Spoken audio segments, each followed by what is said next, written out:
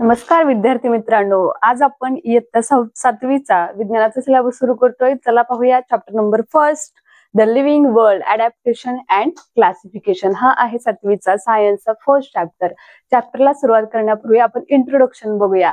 What is diversity, जैवविविधता म्हणजे काय ते तुम्हाला माहित आहे. मी थोडक्यामध्ये सांगते. बघा, the huge number of the variety of the plants and the animals present on the earth. खूप मोठ्या प्रमाणावर, प्रचंड मोठ्या प्रमाणावर पृथ्वीवर अॅनिमल्स आणि प्लांट्स प्रेझेंट आहेत. तर बघा, हे जे सगळे अॅनिमल्स आणि प्लांट्स आहेत, समजा प्लांट्स तर अगोदर घेतले आपण, तर हे सगळे प्लांट्स सेम आहेत का? तर नाही. काही प्लांट्स हे अक्वॅटिक प्लांट्स आहेत, म्हणजे पाण्यामध्ये वाढणारे प्लांट्स आहेत. काही प्लांट्स हे डेझर्ट आहेत, काही प्लांट्स फॉरेस्ट प्लांट्स आहेत, तर काही प्लांट्स स्नोवी रिजन मध्ये असणारे प्लांट्स आहेत.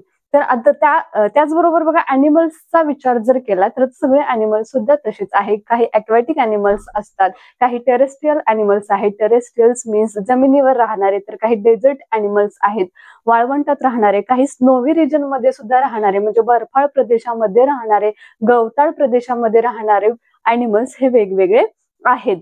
तर चला आपण ह्या अॅनिमल्सचा स्टडी करूया. सुरुवात करूया आपल्या चॅप्टरला. तर चॅप्टरचं नाव आहे द लिव्हिंग वर्ल्ड, सजीवांचे जग, अडॅप्टेशन अँड क्लासिफिकेशन. बघा, अडॅप्टेशन ह्या शब्दाचा अर्थ काय हे पहिल्यांदा आपण समजून घेऊया. तर बघा, अडॅप्टेशनचा अर्थ होतो अनुकूलन. आणि अनुकूलन म्हणजेच काय, तर त्याची व्याख्या तुमच्या पुस्तकामध्ये दिलेली आहे. डेफिनेशन काय आहे पाहूया. बघा, adaptation means gradual changes occur in the body parts and also in the behavior of organism which helps them to adjust to their surrounding. बघा, ग्रॅज्युअल चेंजेस म्हणजे काय, बदल होतात. कोणामध्ये होतात, तर सजीवांमध्ये, सजीवांच्या बॉडी पार्ट्स मध्ये चेंजेस होतात. Occurs in body parts and also in behaviour. त्या अॅनिमल्सच्या बॉडी पार्ट्स मध्ये चेंजेस तर होतातच, त्याचबरोबर त्याच्या बिहेवियर मध्ये सुद्धा काही चेंजेस होतात. Behaviour of the organism which helps to them to adjust to their surrounding. असे चेंजेस होतात की ते चेंजेस, ते बदल त्यांना आजूबाजूच्या वातावरणासोबत राहण्यासाठी हेल्पफुल असतात. त्यांना त्या सराउंडिंग मध्ये सर्व्हाइव्ह करण्यासाठी हेल्पफुल असतात. मग सराउंडिंग म्हणजे तर काय, तर बघा, मी म्हटलं काही प्लांट्स ह्या अक्वॅटिक असतात, काही प्लांट्स टेरेस्ट्रियल आहेत, काही प्लांट्स डेझर्ट आहेत, म्हणजे पाण्यात राहणाऱ्या वेगळ्या आहेत, वाळवंटातल्या वेगळ्या आहेत. तर त्याच पद्धतीने अॅनिमल्सचं सुद्धा तसंच आहे. मग जे पाण्यामध्ये राहतात त्यांचे बॉडी पार्ट्स तसे त्या प्रकारचे असतात, जे वाळवंटात असतात त्यांचे बॉडी पार्ट्स, त्या प्लांट्सचे, त्या अॅनिमल्सचे बॉडी पार्ट्स त्या पद्धतीने डेव्हलप झालेले असतात. आणि हे जे बदल होतात अॅनिमल्स मध्ये आणि प्लांट्स मध्ये, तर हे लॉंग टाइम साठी असतात, शॉर्ट टाइम साठी नसतात, तर लॉंग टाइम साठी असतात. कारण फिश हा पाण्यात, हा कायम पाण्यातच राहतो, त्याच्यामध्ये त्याच पद्धतीचे बॉडी चेंजेस झालेले आपल्याला दिसून येतील. म्हणजे जर पाण्यातले प्राणी आपण पाहिले आणि जमिनीवर राहणारे प्राणी पाहिले, तर ह्यांच्या बॉडी पार्ट्स मध्ये असलेला फरक हा आपल्याला दिसून येतो. प्लांट्स बघूया, तर फॉर एक्झाम्पल जी वाळवंटामध्ये वाढणारे कॅक्टस सारखं प्लांट आहे, तर ते कॅक्टसला बघा काय असतात, काट्या असतात. तर ते काटे कशासाठी असतात वगैरे ही डिटेल मध्ये सगळी माहिती हा चॅप्टर आपण सुरू केल्यानंतर थोडक्यामध्ये पाहूया. चला, मग ही अडॅप्टेशनची डेफिनेशन तुमच्या बुकमध्ये फर्स्ट पेजवर दिलेली आहे, तिला अंडरलाईन करा, ही डेफिनेशन पाठ करा. याच्यानंतरचा आपला पॉइंट आहे तो म्हणजे adaptation in aquatic plant. Adaptation in aquatic plant. Aquatic plant म्हणजे पाण्यामध्ये राहणाऱ्या ज्या वनस्पती आहेत त्या वनस्पतींमध्ये कोणत्या प्रकारचं अडॅप्टेशन झालेलं आहे, कोणतं अनुकूलन झालेलं आहे. तर बघा, अक्वॅटिक प्लांटची काही जर एक्झाम्पल बघितली तर आपल्याला माहिती आहे, कमळ हे पाण्यामध्ये येतं, आणखीन काही वेगवेगळ्या प्रकारचे गवत आहेत ते पाण्यामध्ये वाढतात. मग त्या प्लांटचे जर बॉडी पार्ट्स आपण व्यवस्थितपणे ऑब्झर्व केले तर बघा, त्यांचे जे स्टेम असतं ते हॉलो असतं. हॉलो मीन्स काय, तर पोकळ असतं. आणखीन त्यांचे जे लिव्ज आहेत ते स्लेंडर असतात, रिबन लाईक त्यांचं लिव्हचं स्ट्रक्चर आहे, रिबिन सारखं त्यांचं लिव्हचं स्ट्रक्चर आहे. आणि ह्या प्लांट्स वजनाला हलके असतात. जर ह्यांच्या मुळांचा विचार केला, रूट्सचा विचार केला, तर ह्या वनस्पतींची मुळं जी आहेत, ज्या काही वनस्पती ह्या पूर्णपणे डीपली पाण्यामध्ये आतमध्ये खोलवर उगवलेल्या असतात, म्हणजेच पाण्याच्या तळाशी त्यांची जी मुळं आहेत ती त्या पाण्याच्या तळाशी जाऊन रुतलेली असतात. तर काही ॲक्वेटिक प्लांट्स ह्या पाण्याच्या वरती तरंगत असतात, तर काही ॲक्वेटिक प्लांट्सचे बॉडी पार्ट्स निम्मे पाण्याच्या वर तरंगत असतात आणि निम्मे पाण्याच्या आतमध्ये असतात. ह्या पद्धतीने सुद्धा हे प्लांट्स पाण्यामध्ये ग्रो होतं.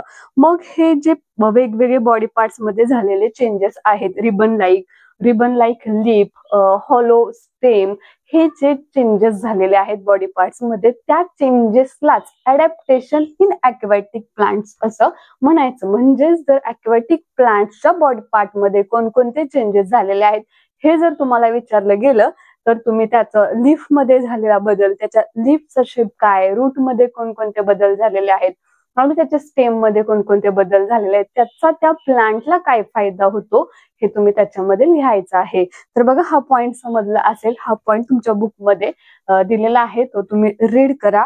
जाऊया आपण आपल्या पुढच्या पॉइंटकडे.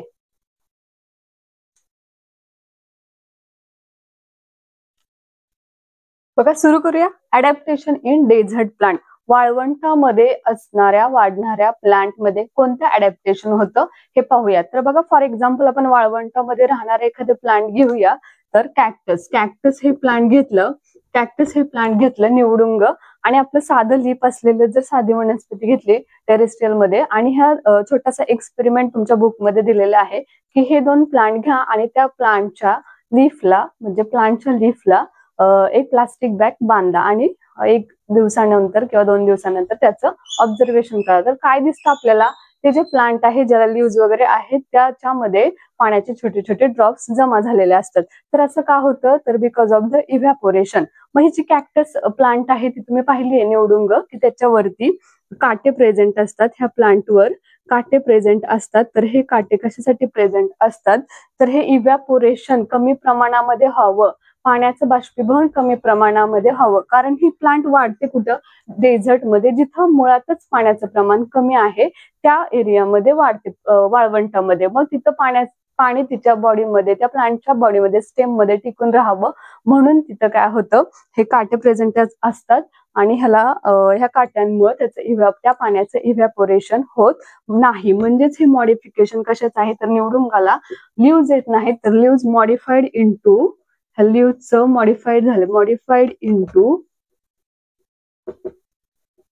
थॉर्न्स. थॉर्न्स मीन्स व्हॉट, तर ते जे काटे आहेत त्यालाच आपण थॉर्न्स असं म्हणतो. लीव्जचं हे मॉडिफिकेशन बघितलं, अडॅप्टेशन बघितलं.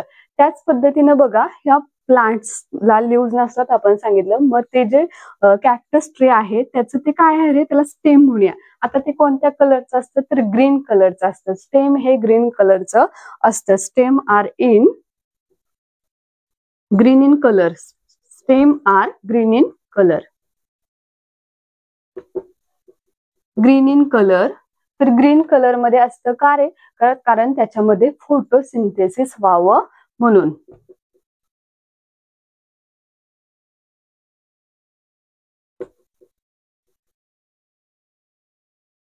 फोटोसिंथेसिसची, प्रकाश संश्लेषणाची क्रिया पूर्ण करण्यासाठी त्याचं जे स्टेम आहे ते ग्रीन कलरचं असतं. म्हणजे स्टेम हे लीव्जचं काम करतायत. जनरली फोटोसिंथेसिस हे लीव्ज मध्ये होतं हे आपल्याला माहिती आहे, परंतु या प्लांट्स मध्ये फोटोसिंथेसिसची प्रक्रिया कोण करतं, तर स्टेम करतं. रूटचं मॉडिफिकेशन पाहूया. तर बघा, ह्याचे जे रूट्स आहेत ते जमिनीमध्ये खोलवर रुतलेले असतात आणि पसरलेले असतात. कशासाठी पसरलेले असतात, तर ते पाण्याच्या शोधामध्ये पसरलेले असतात. Roots spread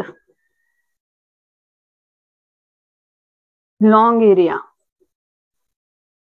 for searching water. बघा, हे जे रूट्स आहेत ते पाण्याच्या शोधामध्ये दूरवर पसरलेले असतात. हे आपण पाहिलं अडॅप्टेशन इन डेझर्ट प्लांट, आणि त्या डेझर्ट प्लांटचं एक्झाम्पल घेतलं होतं आपण कॅक्टस. कॅक्टस सोबत आपण अकॅसिया सुद्धा एक्झाम्पल घेऊ शकतो. हे 2 एक्झाम्पल तुम्ही पाठ करून ठेवा, तुम्हाला एक्झाम मध्ये नक्की विचारले जातील आणि त्याच्यामध्ये कोणकोणते अडॅप्टेशन होतात त्याचे हे पॉइंट्स लिहून घ्या. तर हे पॉइंट्स आपण आजच्या व्हिडिओमध्ये कव्हर करतोय. नेक्स्ट व्हिडिओमध्ये आपण पुढचे पॉइंट एक्सप्लेन करूया. तोपर्यंत तुम्ही ह्या पॉइंट्सच्या नोट्स काढून तयार ठेवा आणि व्हिडिओ आवडल्यास व्हिडिओला नक्की लाईक करा आणि आपल्या चॅनलला सबस्क्राईब करा. थँक्यू.